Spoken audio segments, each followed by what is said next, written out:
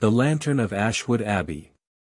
In the late autumn of 1821, travellers passing through the English countryside spoke in hushed voices about Ashwood Abbey, a crumbling monastery abandoned after the monks had vanished without explanation.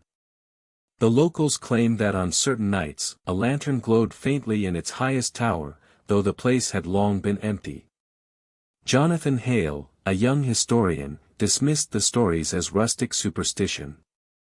Determined to document the ruins, he arrived one dusk armed with notebooks, candles, and the stubborn arrogance of reason.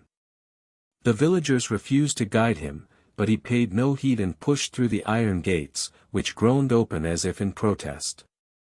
Inside, the air was damp, the corridors lined with faded murals of saints whose eyes seemed to follow him. He set his candle upon a broken altar and began sketching.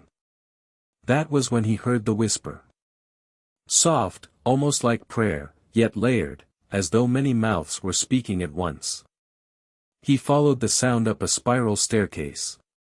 The higher he climbed, the colder it grew. His candle sputtered, nearly dying, until he reached the tower.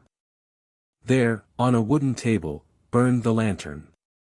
Its flame was unnaturally still, untouched by the draught. Jonathan reached out, hand trembling, to lift it.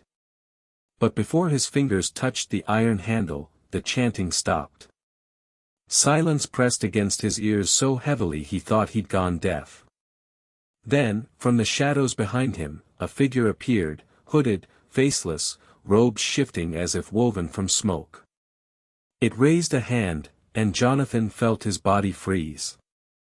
The lantern's flame flared blue, illuminating dozens of monks kneeling in the corners of the tower, their skin parchment thin, mouths moving in silent prayer.